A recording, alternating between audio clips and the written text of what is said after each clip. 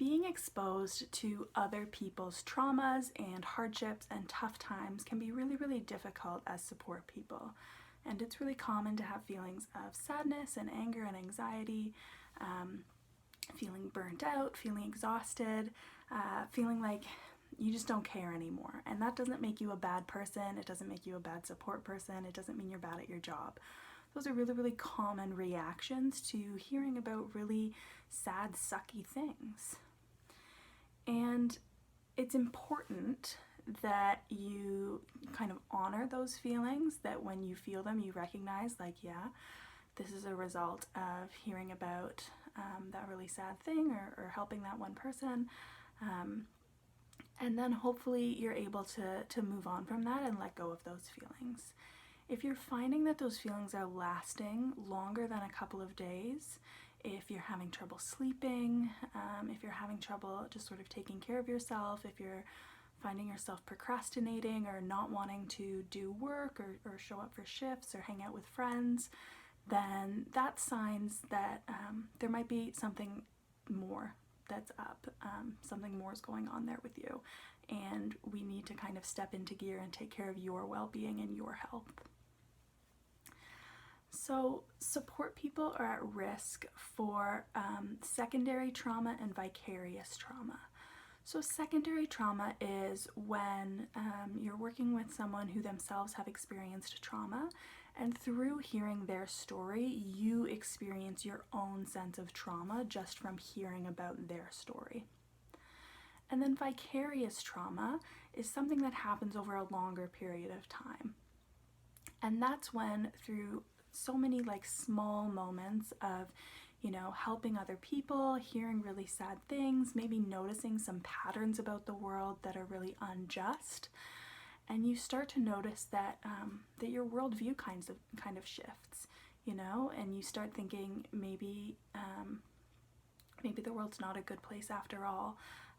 Maybe bad things happen to good people, and you're finding that really, really troubling. Those are some signs of vicarious trauma.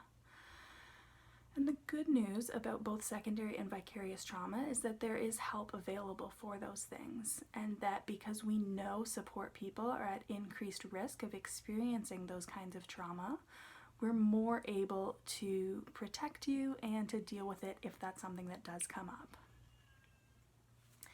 So because it's important to take care of yourself, I have an activity for you about creating a self-care plan.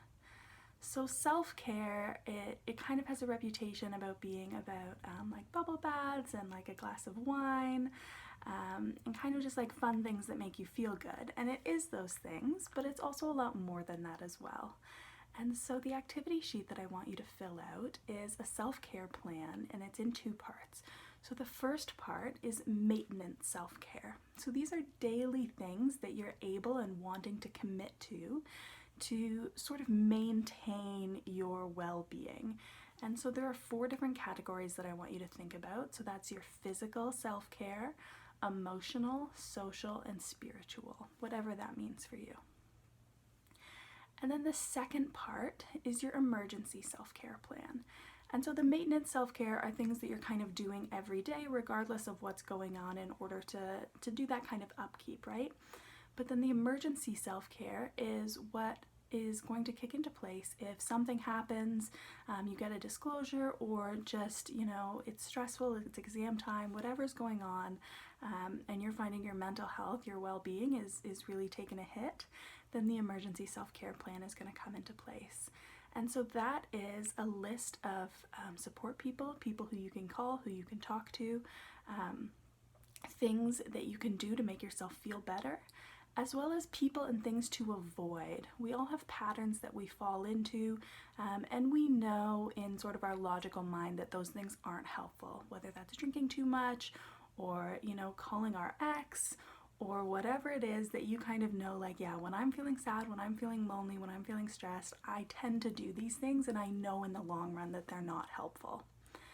And so that's also going to be part of your emergency self-care plan. So not only things to do, but also things to avoid. And then when you're done that sheet, I want you to keep it in a place where you can find it easily, so that you can kind of hold yourself accountable for some of your maintenance self-care, as well as have it accessible in case you do need to access that emergency self-care and you need those reminders.